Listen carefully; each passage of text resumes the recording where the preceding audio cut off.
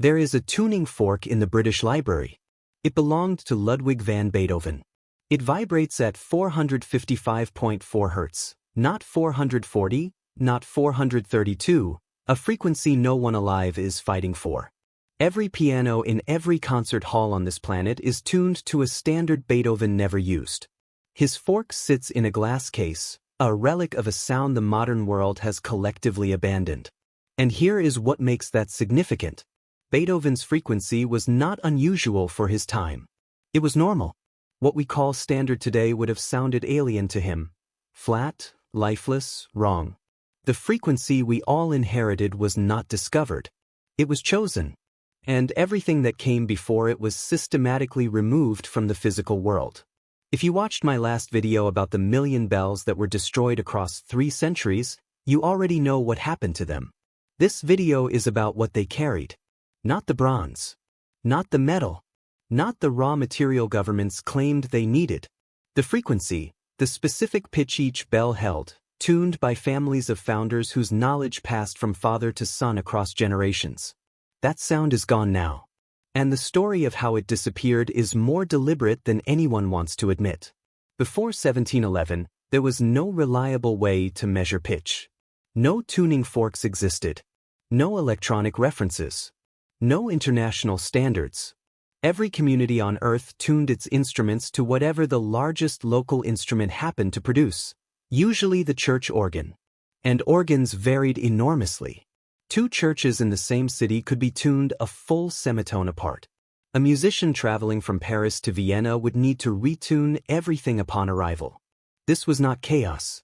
This was the natural state of sound for most of human history. Every place had its own voice. The bells in your village rang at a pitch specific to your village. The organ in your cathedral resonated at a frequency matched to the stone and the space.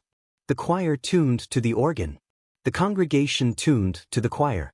The entire acoustic environment of a community vibrated at frequencies that belonged to that place and nowhere else.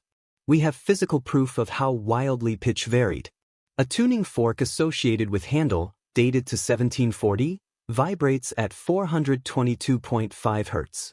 An unidentified specimen from 1780 sits at 409. Beethoven's fork, around 1800, hits 455.4. That is a span of 46 Hz across 60 years, and these were all prominent musicians working at the center of European culture. French cathedral organs in the 1800s tuned their A as low as the 370s. The Royal Philharmonic in London swung from 433 to 455 between the 1820s and the 1850s. Highland pipe bands still play today at 470 to 480. The idea that any single frequency was the natural standard before the modern era is a fabrication.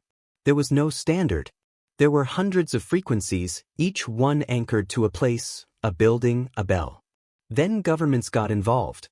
On February 16, 1859, the French government passed a law, not a suggestion, not a guideline, a law. It declared that the note A above middle C would vibrate at 435 Hz across all of France. This was called the diapason normal.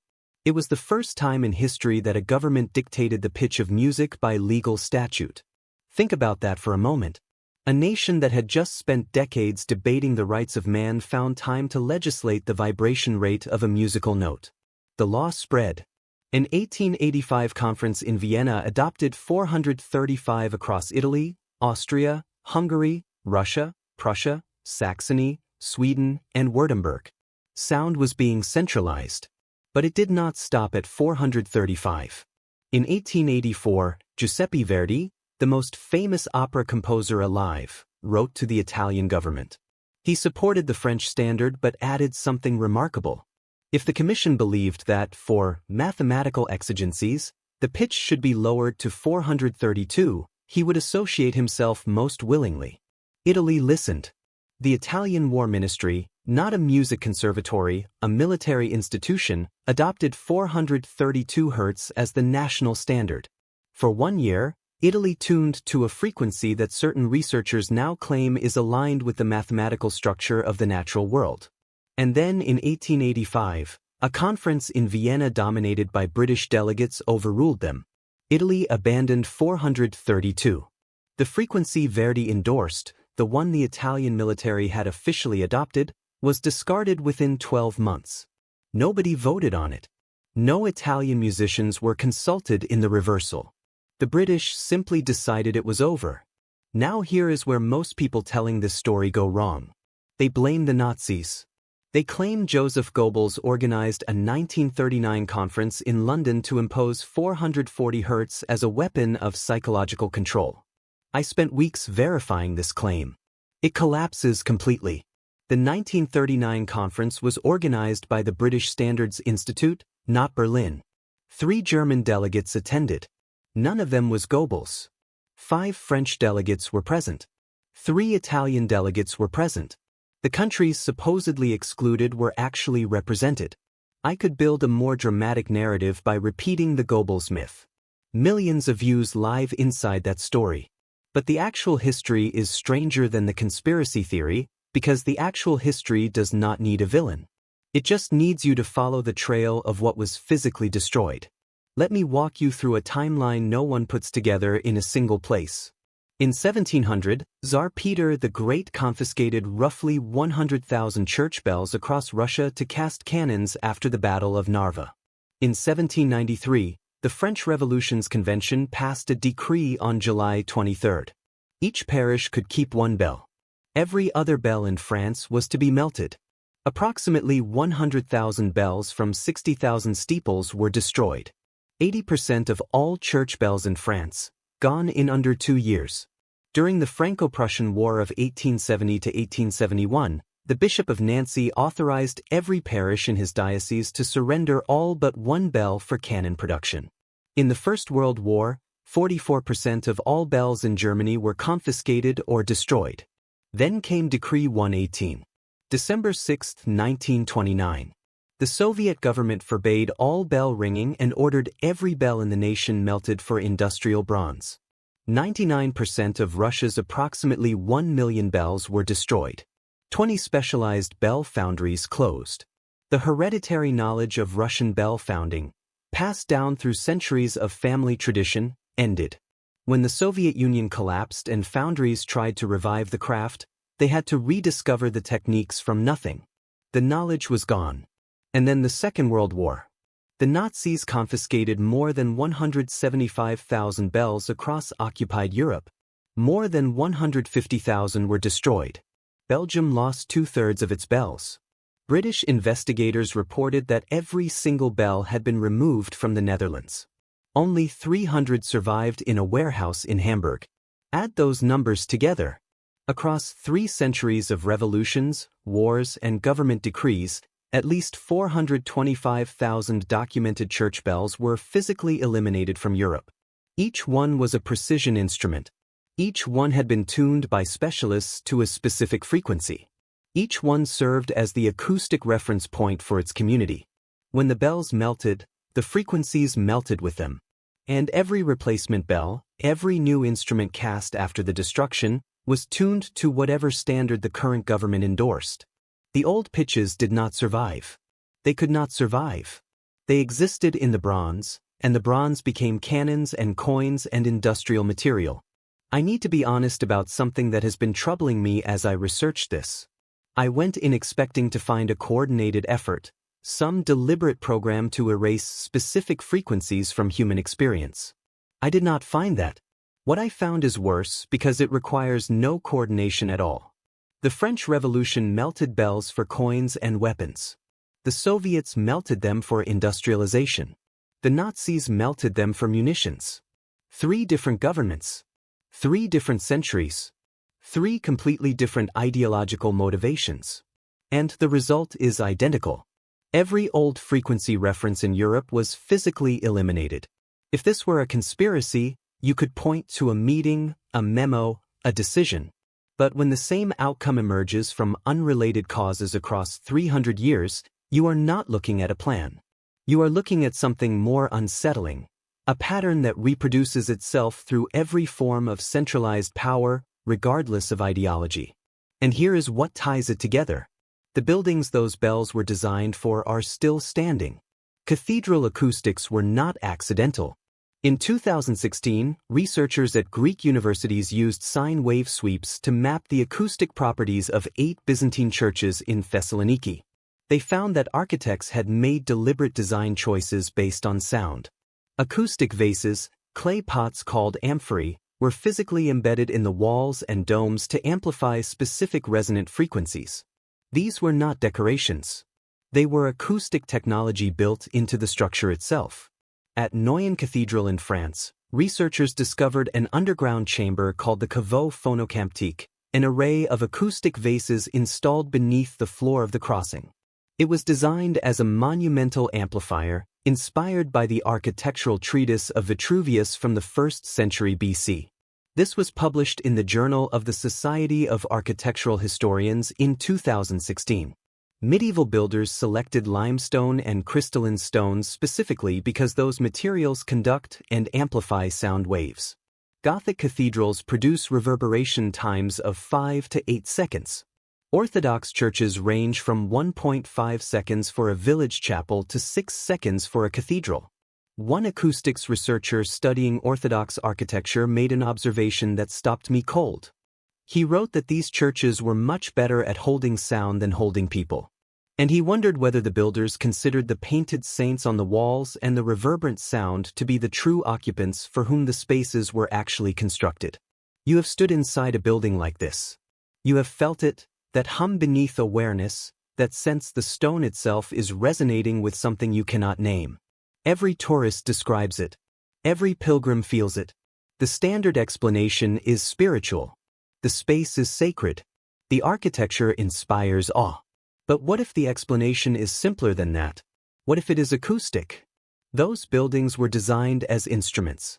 The stone, the vaulting, the proportions, the embedded vases in the walls, all of it was calibrated to amplify specific frequencies. The bells rang at those frequencies. The organ was tuned to the bells. The choir was tuned to the organ. For centuries, the entire building hummed in a unified resonance. Stone amplifying bronze. Bronze amplifying voice. Voice amplifying stone.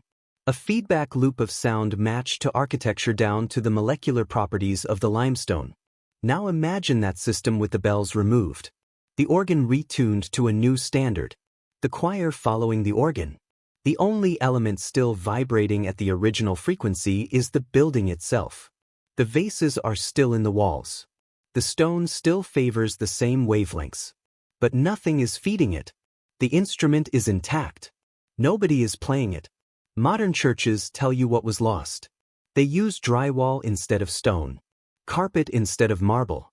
Foam acoustic panels instead of crystalline limestone. One researcher described the result plainly: too dead for singing, too live for speech. Sound absorbed unevenly. High frequencies killed. Low frequencies turned muddy. Now we have microphones to compensate. You can hold services in a strip mall. But something fundamental changed. The architecture stopped being part of the music. It became a container for amplified sound rather than a generator of resonance. The difference is not subtle. It is the difference between an instrument and a box. So what was actually lost when 425,000 bells were destroyed and the entire Western world adopted a single frequency? The popular debate frames this as 432 versus 440, ancient harmony versus modern imposition. But that framing is wrong. There was no single ancient frequency. There were thousands of them. Each one matched to a specific building in a specific place. Each one refined across generations by craftsmen who understood the relationship between bronze and stone in ways we are only beginning to recover. A peer-reviewed study exposed 33 volunteers to music at both 432 and 440 Hz without telling them which was which. The 432 group showed measurable decreases in heart rate and reported feeling more focused and satisfied. 33 people is not a large sample, but it is a published, controlled experiment suggesting that frequency is not arbitrary to the human body. And if a single 8 Hz shift produces measurable physiological effects, what did it mean when entire communities lived inside acoustically calibrated buildings? Buildings match to bells that had rung at the same pitch for 500 years. What if the real loss is not a number? What if it is the principle itself? Every village had its own sound. Every cathedral was an instrument tuned to its bells. Every bell was tuned by founders whose families had refined the craft across centuries. The sound of a place was as distinctive as its architecture, its dialect, its food. Standardization did not just change a frequency. It replaced an entire ecology of local sound with a single tone broadcast from a radio tower. In 1936, the United States Bureau of Standards began transmitting a 440 Hz reference tone every hour from radio station WWV. Musicians across the country tuned to it. The local frequency died.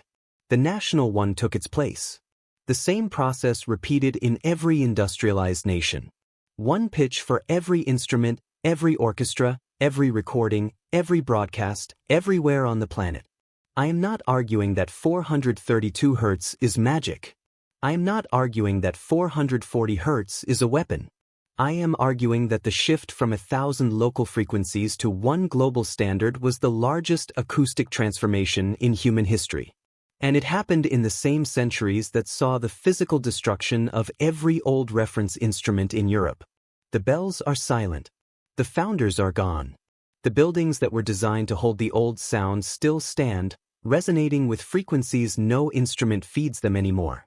The stone remembers what the world chose to forget.